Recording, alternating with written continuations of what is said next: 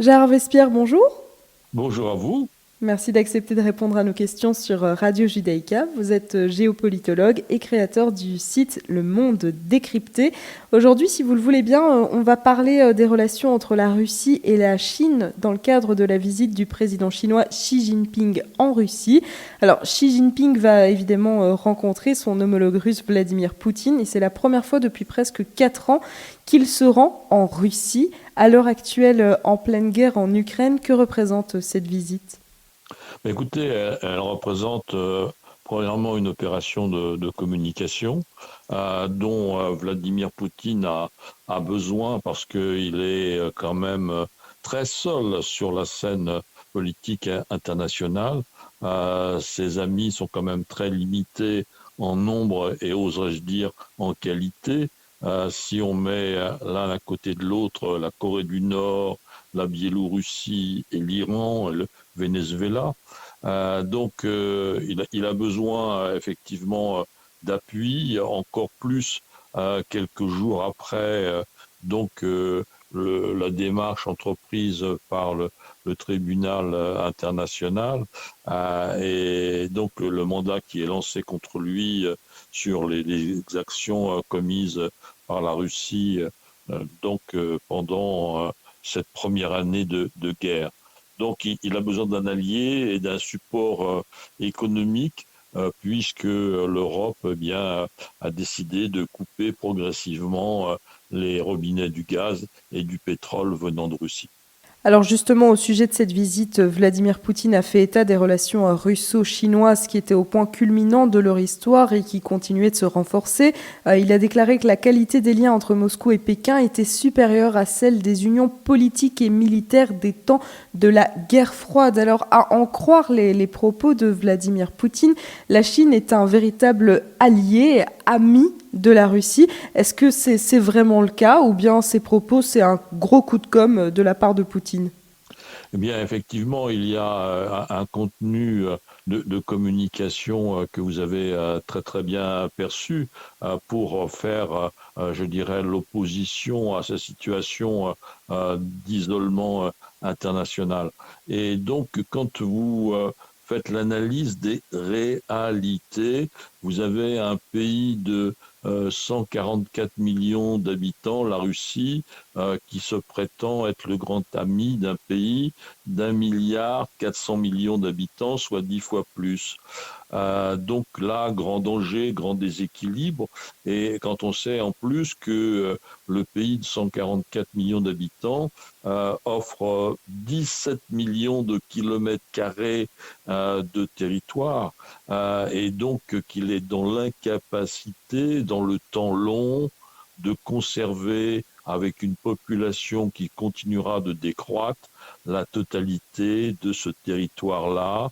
La Chine continue à avoir une influence d'infiltration et de pénétration dans les terres russes de l'extrême-orient.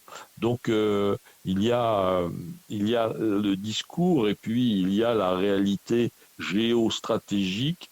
La Chine a besoin effectivement des matières premières russes, mais elle lorgne le territoire russe dans la deuxième partie de ce siècle, disons.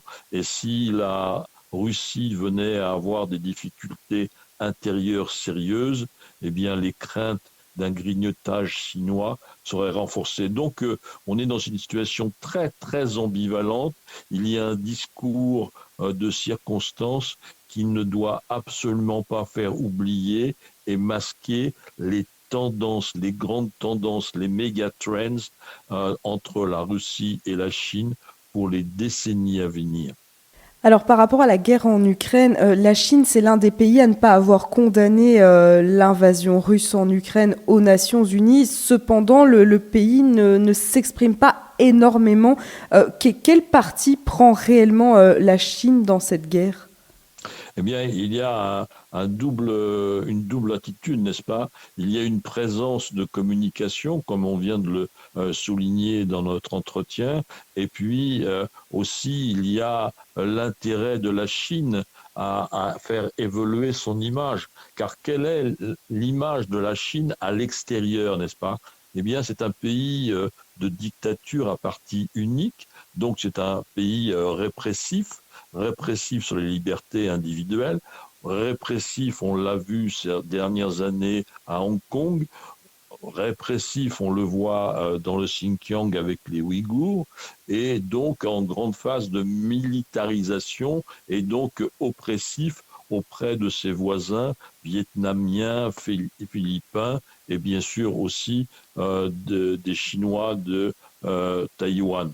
Donc on a cette image de la Chine qui est très négative finalement sur la scène internationale, et ce n'est pas très positif pour elle alors qu'elle a besoin et qu'elle veut développer son commerce international pour asseoir sa domination ou son projet de domination. Donc cette démarche donc, de diplomatie dans la crise ukrainienne adoucie, et donc elle apporte la colombe, voyez-vous, à l'opposé donc de son image guerrière. Et la même chose il y a quelques jours quand elle a aidé et assisté à la signature des reprises diplomatiques entre l'Iran et l'Arabie saoudite. Voilà, elle est médiateur, elle est dans l'apaisement, elle est colombe de la paix, alors que finalement elle est un pays à pouvoir fort, dictatorial, et qui impose sa puissance à tous ceux qui s'opposent à ses desseins. Alors justement, Gérard Vespierre, on va un petit peu penser out of the box, sortir un petit peu du sujet, hein. Récemment, on a vu le président iranien Ebrahim Raïssi se rendre à Pékin, et puis il a invité Xi Jinping à se rendre en Iran. Et puis on connaît les relations russo-iraniennes, puisque l'Iran fournit des drones à la Russie dans le cadre de sa guerre contre l'Ukraine. Est-ce qu'on voit là la création d'un camp de pays avec des régimes répressifs, à savoir Russie, Chine, Iran, face à l'Ukraine et les Occidentaux dans le cadre de la guerre, mais également au-delà? Tout à fait. Je suis tout à fait d'accord avec cette analyse-là, en ajoutant qu'il est impératif de faire le distinguo entre les pouvoirs et les pays. Il n'est pas dans l'intérêt à long terme de l'Iran d'être un allié de la Chine. S'il y a une évolution ou un renversement du pouvoir actuel en Iran dans les prochaines années, eh bien, l'Iran reviendra géographiquement dans la proximité de l'Europe. Elle est un réservoir de gaz et de pétrole, substitut idéal au gaz et au pétrole russe. Donc, voyez-vous, la Russie et l'Iran sont stratégiquement des concurrents. Ils vendent les mêmes produits aux mêmes clients européens. Donc, il y a une alliance dans les régimes dictatoriaux qui jouent l'un et l'autre leur survie, aussi bien en Russie qu'en Iran, car il faut avoir impérativement à l'esprit la formule et l'analyse de Vladimir Poutine dans son discours à Saint-Pétersbourg au mois de mai. Il a dit, nous avons donc entrepris cette opération ou cette guerre en Ukraine parce qu'il était impossible, il est impossible pour la Russie d'accepter une vitrine occidentale dans un pays slave, l'Ukraine, aux portes même de la Russie.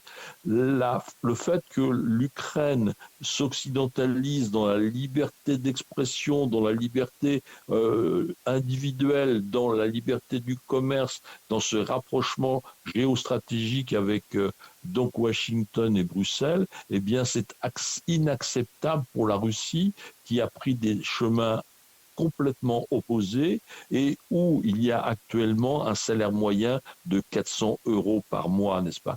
Donc, si l'Ukraine avait été laissée par les Russes poursuivre son chemin, eh bien, c'était mettre en danger immédiat, à très moyen terme, le pouvoir russe lui-même, parce que là, les Russes auraient pu dire, mais pourquoi n'avons-nous pas les mêmes libertés individuelles, le même développement économique que nos voisins, nos frères, nos cousins ukrainiens? Donc, au nom de cette séparation stratégique voulue par le Kremlin pour se protéger lui-même. Donc voyez-vous, aussi bien Russie que Iran, eh bien, défendent leur régime et non pas l'intérêt de leurs concitoyens ou de leurs citoyens. Et ça, à terme, eh bien, les peuples finissent toujours à imposer leur volonté contre celle d'un régime. Merci beaucoup Gérard Vespierre d'avoir accepté de répondre à nos questions sur Radio Judaïka. Je rappelle à nos auditeurs que vous êtes géopolitologue et créateur du site Le Monde Décrypté, que j'invite comme chaque fois nos auditeurs à aller consulter. Merci beaucoup et à très bientôt. Merci beaucoup à vous et bonne fin de journée.